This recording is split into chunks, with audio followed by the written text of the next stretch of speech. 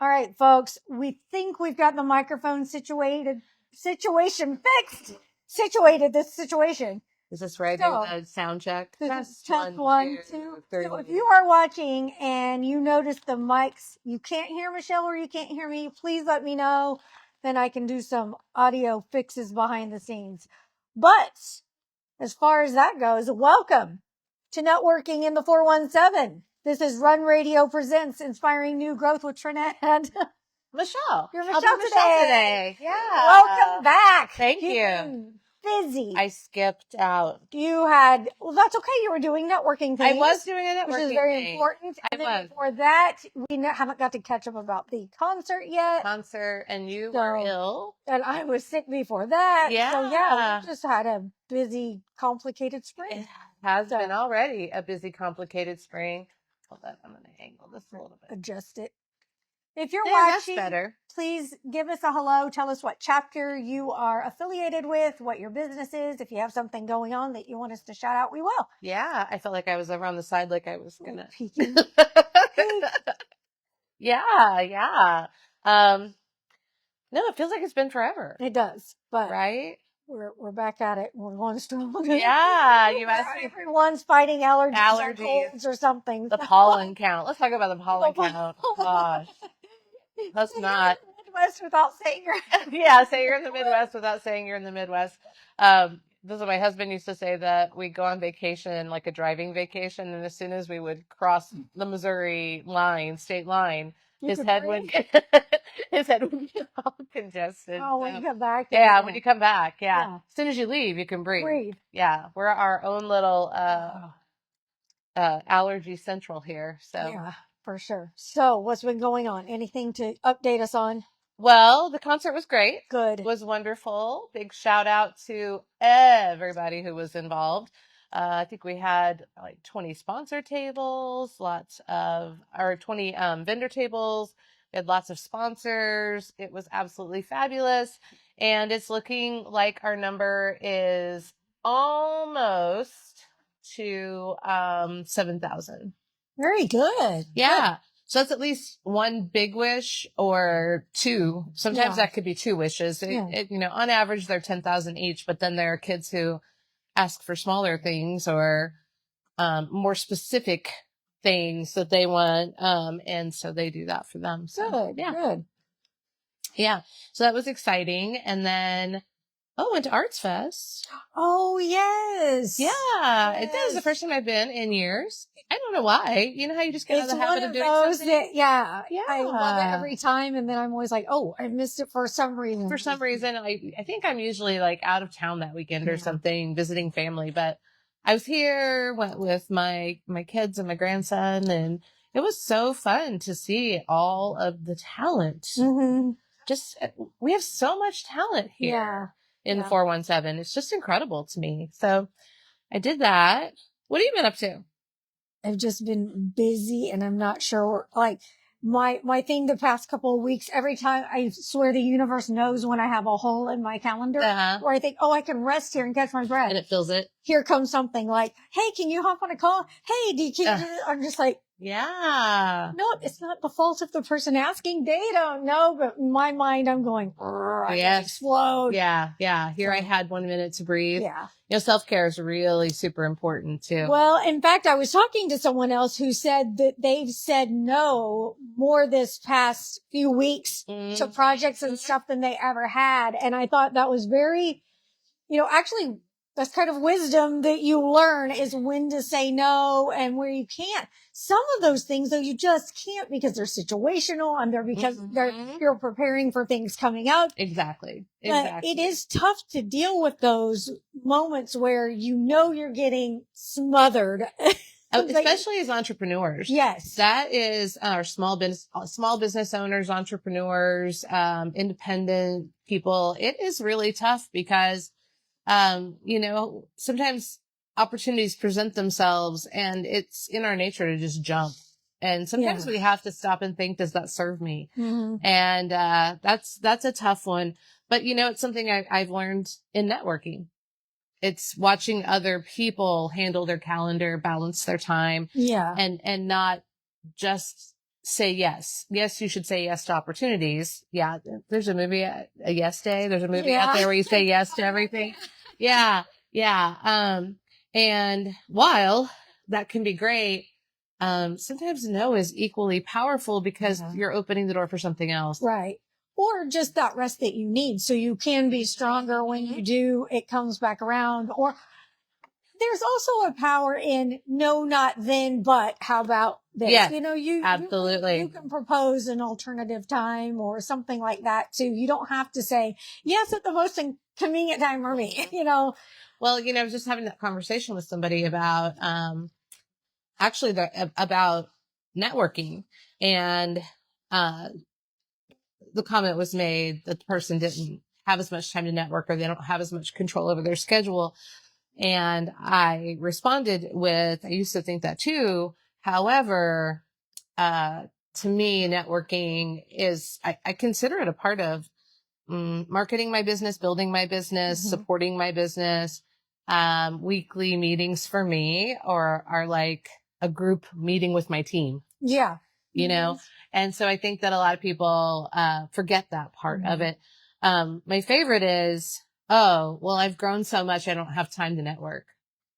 I have watched that happen with people too, where, their business has exploded and they're really overwhelmed, which is understandable. That's not a judgment. It's just that they quit networking, but then when their leads and referrals don't keep coming, or sometimes they hold themselves back from growth. And so I think it's super important to continue your networking in some way. You might have to change the chapter that you're in, or you might have, for a time of day or things like that. But being too big to network is, in my brain, not really a thing. Yeah. I don't know. What do you think of that? Oh, I think it's a very good question because I've known some folks too. Same thing. They've gotten to the point where they're like, this networking group has helped me so much. Now I need to step back. And I do think, to even another perspective of it, like you were saying, it's kind of your team. Not having that connection with your team, you kind of get stuck in your, like for me, for example, I'd be at the computer, at the computer, microphone, and I need to break away from that. Absolutely. I need to connect with other people, have different conversations, do some other things, or you're just, stuck in your own office space, and that's not healthy either, I don't think. Well, I agree with that 100%. And then the other side of that multidimensional question is, I feel like I have to support my team as well. So yes, you're in networking to build your business. Yes, it should serve you in the way that it needs to, but also it's reciprocal. And so what I stopped to think, sometimes when I'm even at my busiest, I have to change my thought process to, I get to go to my networking meeting today. I get the opportunity to network, and I don't just network for me. Yes, my business is important, but the idea behind networking is to connect each other to the people we know. So if I build my business like that, and then I leave because my business has grown and I've got what I needed, or at least that's how people see it, then I think that I get it. Sometimes leaving might be the answer, but for a lot of people, what they really need to do is come up with a new solution to be there. Whether that is, bringing on somebody who can go specifically for you as a representative, as your marketing person, as your networking person. There are options to it, but to just not do it, can actually affect you in the long run and the people in your group. Because you work so hard to build those relationships. Exactly. Exactly. I like hearing the other solutions. Like you said, maybe hire somebody. If somebody has come up against this and you've got a solution to share, I'd like to know some of those, because I get that a lot of us are just the only person doing it all, wearing all the hats. And they don't have the luxury to send someone else from the staff. Or, I mean, like you said, an option is picking a different group, but a time that meets or something like that. That's one option. I think throwing out some solutions to help people keep marketing, networking is a really good idea. Yes, most definitely. I think talking to the people in your networking group, and I get it. I've been a solopreneur for basically my entire career. However, when I first started networking, I met somebody. Oh, hey, Jerry. Hi, Jerry. I met someone, in networking. She was networking for, a business here in town, and that was that's what she did. That was her job. It was extra money for her to pick up. And she was a full-fledged representative of this company, but it was a solopreneur. And, she, had gotten so many clients that she herself had to take care of those clients. That was her job. So she hired somebody to do her networking. And this young woman's job was to go to the networking groups, go to any networking opportunity, do vendor events, and she got paid per event that she did. And I thought that was brilliant because then everybody got to know this representative from the company. And that was her job, was to connect people.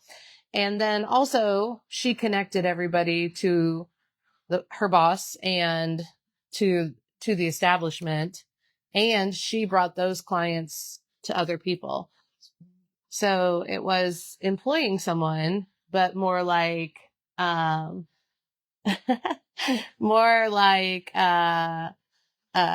employing someone and growing your business multifaceted. Not just that you have so many clients, but this was, a young woman who had a child and wanted to do a work from home job, but this worked in her schedule and it got her out of the house to go do things. So she really just wanted a side gig and it was perfect. Cool. Yeah. So there's so many valuable aspects of networking, and the ins and outs are pretty cool to learn as you dive in and get to know different people, what they do and how creative everybody is. There really is. There really is. Oh, you know what we didn't say? I know. We're here. At Vino. Yeah, we're here at Vino Cellars. Oh, I just noticed they got new plants. I think they've done some other upgrades too around here. I see. It's really looking for plants up there. Yeah. Well, that's pretty awesome. The greenery about. Yeah. Yes, we are here at Vino. And, the thing they have going on all of the time right now is the Wine Flight boarding pass. I know Jerry's probably getting really excited about that. Basically what it is you do a flight of 4 wines. There's an entire wall that goes all the way down, and some in the back. You choose 4 wines that you would like to try, and that's your flight. And then you get 10% off of any take-home bottle that you choose of those wines. So that's a good deal. I think that's pretty amazing. Love the atmosphere here. Jerry asked a question. Is it important to set a time in your schedule to network? Oh, yes, it is. And I will mention that right after we talk about Vino. That's a great question. I saw that one. Yeah. Make sure we I know. I'm glad you did see it. I never see. I can't see it sometimes. Yeah. So if we don't see you, we're not ignoring you. No, so, not at all. But yeah, Vino is a fun little place to come. I came in, I guess it was the week after the concert. I came in because I, had work to do and I just wanted somewhere quiet and relaxing to work. And I passed a pleasant hour here with a glass of wine and some, pretzel sticks. And I really highly recommend it. They have, nice tables, nice couches. You can chairs. You could come in here and just sit and relax during the day. And it's just a nice vibe. Yeah, it is a good. So I did that. Cool. So we want to thank Vino for letting us come in every Tuesday and hang out. All right. Score. That's what she said. Score. Yeah. You got to come get the Wine Flight boarding pass, Jer. All right. So, the question, is it important to schedule your networking in? I think yes. I think so. I mean, most of them have set scheduled meetings. So why would you not? Yeah. And it's super important. This was another discussion I was just having with someone. You have to treat it as a part of your business, not something extra that you do. So I think maybe that's what Jerry was asking. Yeah, they have great food too here. I do think that's what Jerry was asking is, should it be a part of the schedule that you create for yourself? Yeah. I see. Yeah. So, Yeah. so if your meeting happens every Thursday morning at 9, like yours does, then that becomes a part of your schedule. So you can usually schedule your clients around it. Yeah. And sometimes you can't, but generally if somebody's setting up an appointment with you and you say, I'm not available on Thursday mornings from 9 to 10:30 or 8:30 to 10:30 before or after, that's fine. Very rarely will you run into someone who says, no, that's the only time I can meet. Right. So you have to include networking as a structured part of your, almost like your business plan. Yeah. I think it's really important too for if you are a new entrepreneur, it's okay. That is not goof off time. It is part of your work schedule. When you go from being in an office, working for someone else for 8+ hours a day, it is different. When you have everything that is in front of you is all up to you. And I think it's important for solopreneurs and entrepreneurs to know that it's going to look different and that's okay. Right. You're going to have bursts where you work hours on end and then you're going to have down creative time and that's okay. It's because it was perplexing to me at first. I thought I needed to fill every minute. Yes, like, every day. Yeah, and it's just not like that. It's so like different. You had to go across the hall and work 8 to 5 in your office. Yes. I remember that. It was so weird, and I was confused. Like, I'm a very structured person. I have lists, and I'm like, I know that I'm not lazy, but why am I having trouble trying to figure out all of this stuff? Exactly. Well, and I was a teacher when I stopped teaching and went into that solopreneur atmosphere. And I did the same thing. I mean, you're on a structured schedule from August until May as a teacher. And sometimes in the summer, if you teach summer school or you have year-round school. So yeah, it was very structured. And I would find myself doing the same thing, thinking I had to work all the time. That's kind of a myth of entrepreneurship.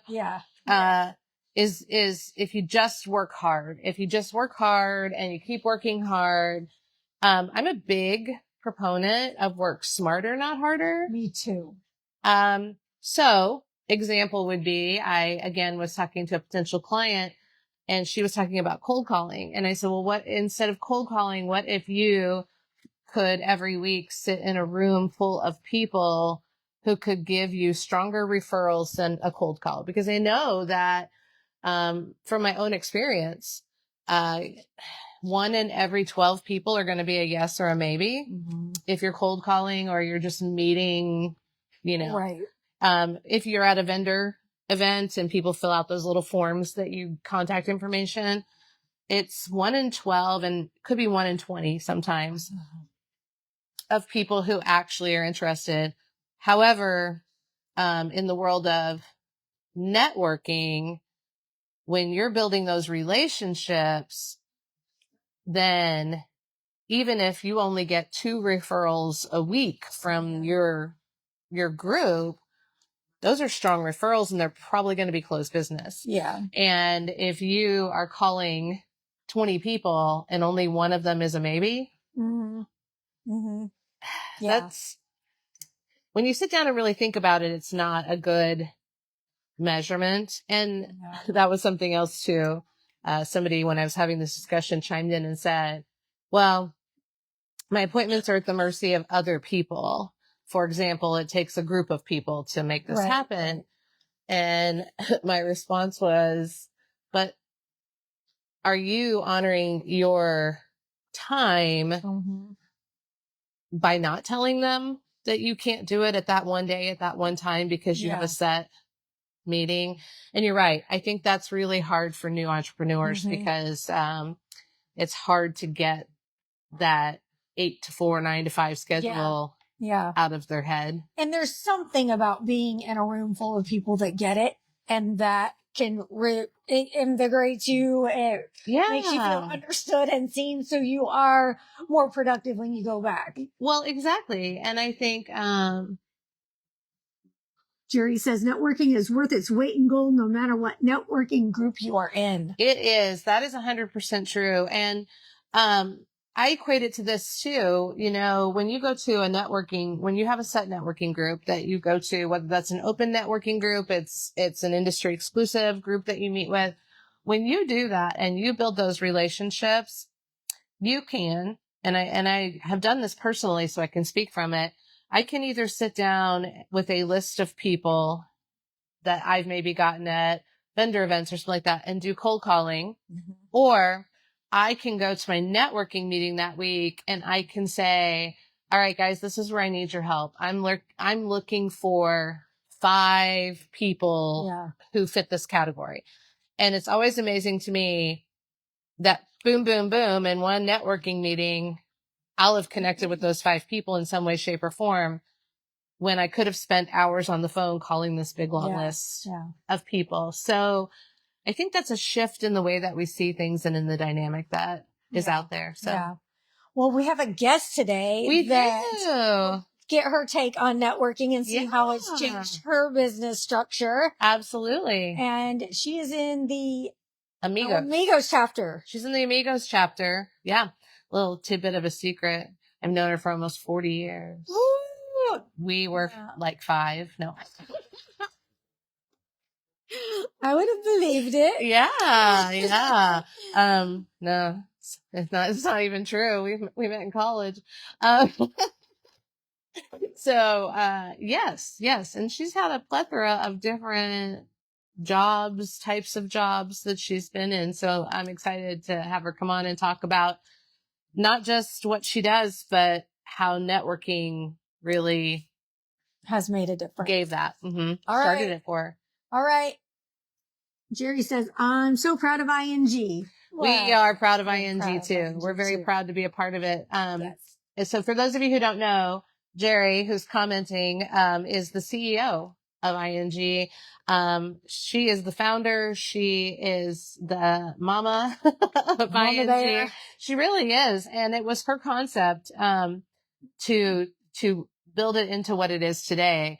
And that is huge because, ING is all about the members, the people, the connections, and really kind of a servant heart. What can we do for each other? Yeah. And I love that. Well, and I know a lot of people love that we give back to charity. And so that's always a nice asset when you're with a group of people that love to give back to the community and support each other. So absolutely. It's a cool concept. Yeah. And we hope that there are people out there that will come check it out, visit a chapter if you're not already a member. And if you are a member, invite somebody new to come in and tell them see what it's all about. Or tell them to tune into our live because surely when they see us, they're going to rush to a chapter. I know. That's what's going to happen.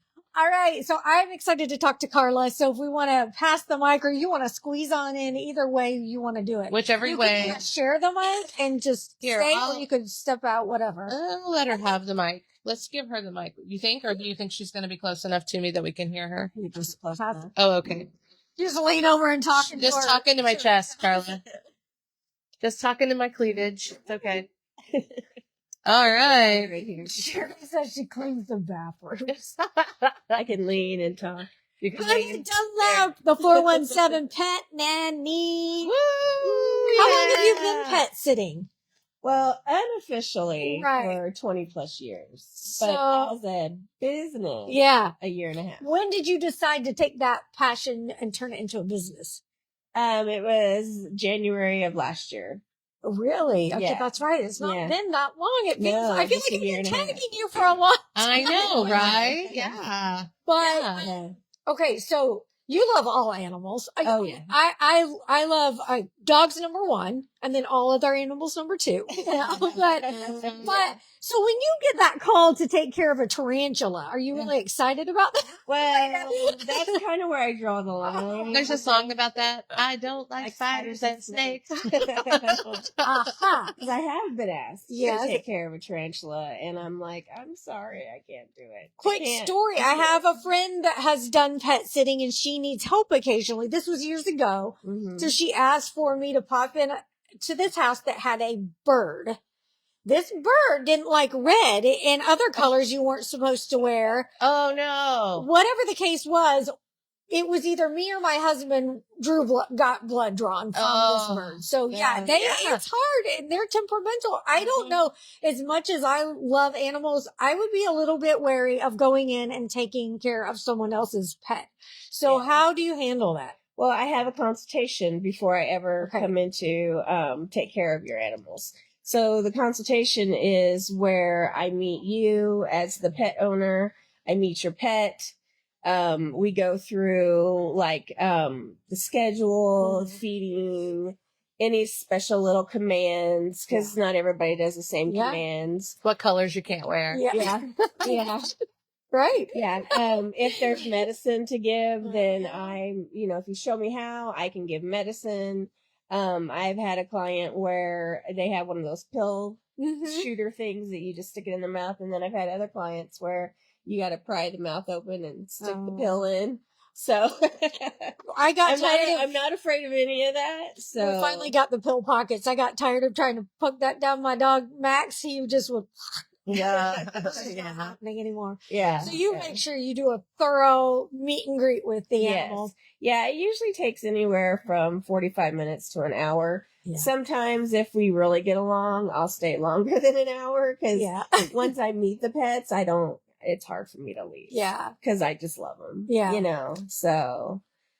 So what if someone's looking for someone to take care of their animal? What's your lead time? Can you usually drop and go at, 3 days notice, or do you need a week or two to plan? Well, sometimes I can do 2 or 3 days notice. It just depends on how busy my schedule is. This month, I'm booked pretty much solid. I think I had 5 days this month where I didn't work or where I'm not working. And so I've had people call and go, hey, can you watch my pets on the 17th? And I'm like, no, I'm already booked. Yeah. But then sometimes if it's a slow month, you can do that. So it's just kind of a hit and miss but there are more busy months than there are. And do you stay overnight? Do you just pop in for walks, or is that something you work out with the owners? Yeah, that's something I work out with the owners. I prefer to stay the night. Okay. Just because I think it's easier on the animal. It's easier on me too, because once I'm there with your animal, I don't like to leave. Yeah. Because I get very attached very quickly. Yeah. So you started your business last January. So I know the answer to this, but I think that our audience will want to know this. Did you start networking first? Did you visit the networking group first, or did you start your business first? I visited the networking groups first. Okay. And I went to pretty much every one that ING had, and then another networking group that I'm a part of. You can say. I went, CBC. Yeah. And I went to just meeting after meeting any day of the week that I could go. And because every group is different. And I wanted to find the right group that I fit into. So you started networking before you had a business. Yes. So I guess my question for everybody to have you answer is, did you start networking because you were hoping to start a business or find a job, or what is it that you were doing? Cause you had a job. I had a job. And you were let go.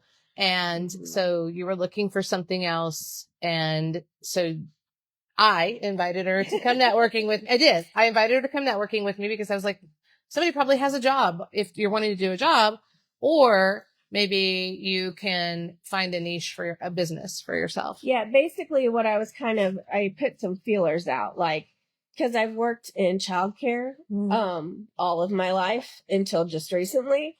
And, I've been a nanny, I've been a teacher's aide, I've been a preschool teacher. So I was kind of putting fillers out about would someone need like kind of like a personal assistant to help with childcare? Or did I want to go pet sitting because I had been doing that for so long? And so I was just kind of putting feelers out, and it seemed to be people were needing more of the pet sitter thing than the assistant. So that's kind of where I went with pet sitting. So, and I love animals. Yeah. So for helping you decide on a business, from helping you decide on a business to where you are now, what role did networking play in that for you? Oh gosh. I honestly wouldn't be where I am without the networking groups. I would say a good 90% of my business comes from networking. Yeah. Because if I was on my own, I wouldn't know how to get out there and get my name out there. I would be like totally lost. And that is the one thing that network has helped me do is, putting up a website, getting flyers out, making business cards. I wouldn't have known how to do any of that without my networking family. Yeah. So they really helped you from the ground up. From the ground up. Yeah. From the ground Great up. to know. To a May that is because I'm kind of an introvert in a way. Yeah. And I would have never gotten myself out of there that comfort without networking. Yeah. Jerry says she figures you fall in love with all the animals and want to take them home with you. Oh yeah, I do. I don't want to leave. Yeah. I don't want to leave. Yeah. She gets attached. It's very hard. So, so networking, I love this story because this is the perfect example of what networking does. And so you intentionally make time in your schedule, even if you have a client on Fridays, you're up front, or on Thursdays when your meeting is, you're very upfront with them that this is a meeting that you go to. Yes. Yeah. I always make sure with any family that I meet with, I make sure it's okay. Like I always say, I have a meeting on Thursdays at 11:30 that I have to go to. Well, I don't always say I have to go to, that I want to go to. Yes. It's part of my business is what I tell them. And they've all been, yeah, sure, that's fine. Our dogs, we leave to go to work. Yeah, yeah. So they're sometimes home alone. And that's more than fine. So, but I always check with the families and make sure it's okay. Cause there is a couple of families where their dogs don't do well being left alone. Yeah. So I have to figure something out with that. Or, there was a job where I was in Seymour and, it was kind of far to drive. Yeah. So I just found a sub for me, but I've only missed like a couple meetings in the last year and a half. Yeah. So. Yeah. So aside of the connections with like referrals and building your business, what are some other happy perks that you've noticed and taken away from networking? Well, it's really like helped me like there again with a website. I wouldn't know how to do that. So in networking, there are people who do help you with websites. So I get in touch with them. Or there's people that help make the shirts. Yeah. And because I wouldn't know how to make my 417 Pet Nanny shirt. So there are people like that I can go to. And it not necessarily in my group, but I know enough people in other groups that I can get in touch with somebody to help me out. So on a business level, but also would you say that networking has changed your world on a personal level? Yeah. Oh yeah, I'm not an extrovert, so to say, but I do get out there more than I used to. Yeah. Because even with my childcare experience, I would go into people's homes and then go back home, or I'd go to my job and then go back home. Yeah. So yeah, this gets me out and about and actually talking to people. Yeah. Yeah. So it's making me a little bit more of an extrovert than I normally am. So, And you've just met a lot of people in the community that you wouldn't have known otherwise. Oh yeah. You have a lot more friends, you think? Oh yeah. I know that happened for me. That's why I'm asking that is, not only do I have more friends, but the friends I have understand. They understand me. They understand building a business, those kinds of things. So. Yeah.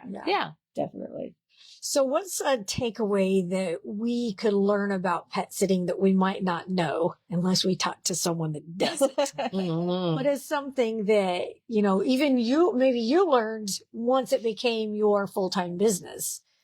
I would say it's just, how many, so I've never worked with Rottweilers. Mm-hmm. And I learned that they're super friendly and lovable. And, you Yeah. always hear these horror stories. Well, not horror stories. That's a horrible word to say.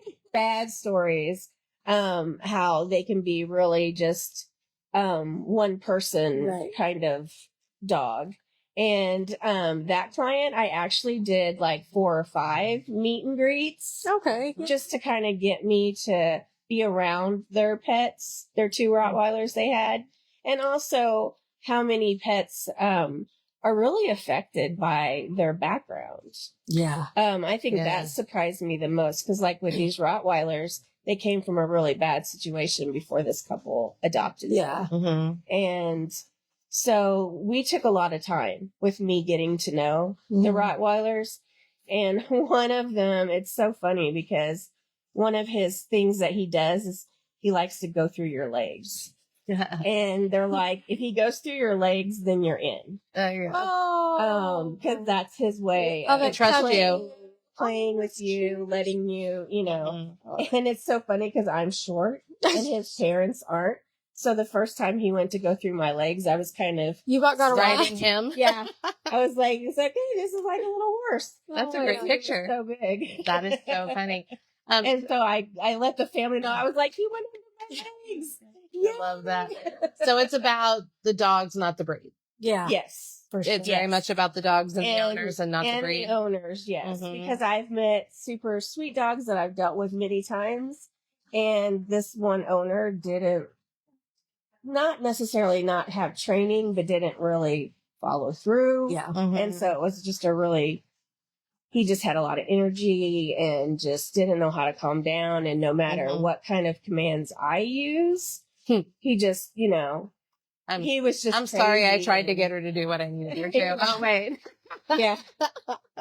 Okay. She wasn't really talking about me, but our dog Millie has been through, my daughter's dog has been through lots and lots of training, and man, it's been we got to be hard nosed on that training. Yeah, So, yeah. but she's improved, so dogs can improve and they can be better with the right treatment. And when I'm there, if there is training that you do, then I have you show me. And then I follow through with what you do. Mhm. That's very important. Then the dog doesn't get confused. Yeah. Because I know some people like sit, stay, or lay down. They're all they're interchangeable to us. But the dog knows a certain their command. language. Mhm. So yeah. Well, that's good. Where can people go to connect with you and find out more about how to schedule? Well, I have a Facebook page. If you type in Pet Nanny Karla with a K, it'll take you to my Facebook page. I have a cute little Boston Terrier as my profile picture. Okay. And I also have a website, 417petnanny.com, that you can go to. And then that has my phone number on it. Sounds good. Yeah. Thank you so much for sharing with us. Oh, sure. Absolutely. Come back anytime. I enjoyed it. Wasn't scary at all. No, it wasn't as scary as I thought it was going to be. So. We're not that bad. Well, now you have to do a little song and dance. So she's kidding. no, really. Well, Karla's been watching my dogs for a couple decades now. And she is phenomenal. And her heart for pets is just incredible. And I say dogs, I have guinea pigs and fish as well. Yeah. I've seen your fish. I saw the guinea pigs. We have fish. Yeah. We have Molly. Well, my daughter has Mollies and Platties. So, but no, we have guinea pigs and she takes care of them. Birds. You've done birds. I watched lizards. Mm-hmm. Somebody had a bearded dragon. Did you say that the line was the spiders? Is that where you got the line? Spiders and snakes. Spiders and snakes. No, spiders and I have. If they have 8 legs or they slither. I have actually watched this snake. Well, I didn't personally watch. I was watching the kids, and they had a snake and birds. And I took care of the birds, and then the older daughter took care of the snake. So I was like, as long as it doesn't come out of its little aquarium thing. It just makes me think about there's an episode of the show 911 where the guy takes the job. he thinks he's going to sit for dogs, and it turns out to be tarantulas, and the person has tanks and tanks and tanks in them, and mentions that one of them got loose. And the 911 call is because it's the owner. He can't reach the guy who's taking care of the tarantulas or spiders, whatever kind they are. And the ones that got loose got on him in the night and built their nest. So we were talking about them the whole time, and I'm sitting here going, it was such a horrible episode to watch. Now I have arachnophobia. Yes. I think another important thing people might not realize is to start the relationship with a potential pet sitter before it's a last minute thing. Because a lot of times things happen where, for me, my parents are usually the ones that take care of our dogs when we're busy or out of town. But should that happen, then I'm in a pickle. Right. So I think it's a good idea to make sure you've got those relationships in place. So when something does come up, it's not a last minute scramble or they're unfamiliar with who's taking and that also gives me time to come and meet with you and your animals. So. I'm just pulling up a couple things on here that are going on. Let us know. Let's see. I know that Elise Ellis is having a ladies' night here. It's open to ladies. Come on in to Vino. I think 5:30 maybe, something like that. I'll have to find the time. Just come into Vino and socialize. It's not anything formal. It's just being social. Italian Kitchen's having their tiramisu class. I don't know if there are any more openings for that. I guess you could I would check it out. Yeah. But he has classes, all kinds of cooking classes going on. And then also in the area, there are gigs in the garden every Sunday in May at the Botanical Center at Nathaniel Green. So the Springfield Botanical Gardens. So I'm looking to see. The Lokovich Art Studio is doing their open house on the 17th. That's right. I knew there was something like that. Yep. And there are, let's see, free concerts on Wednesday, free concerts at noon in Founders Park. So if you're downtown, you can go get your lunch and go listen to a concert. There's also coming up, and I don't want to tell you the wrong date, but I'm going to be doing an interview with Amy from Ozarks Literacy Council. They're having a Splish Splash 5K event. It's an untimed fun run to raise funds for a great cause, the Literacy Council here in the Ozarks. So if you're interested in that, be watching for that to come up on Run It Studios. Okay. I'm trying to think if there's anything else that we need to get out there right at the moment. I'm not seeing anything other than those few things. All right. I think. Sounds good. There's Bark in the Park. Oh, Bark in the Park. All right. On Saturday from 8 to 12, Bark in the Park at Phelps Grove Park. Okay. So that seems like an appropriate thing to Sounds good. to talk about, Bark in the Park. I knew there was something else that was in my head. So you can always find out more about which networking groups are meeting and at what time when you go to inspiringnewgrowth.com. Yes. And learn more that way. If you have any questions, put them in the comments or message us directly, and we will do our best to find out the answer for you. Absolutely. Thank you for joining us. Thank you. Yeah, sure. Thanks for having me. I'm glad I could get here. And we will see you next time. Yeah. Bye-bye.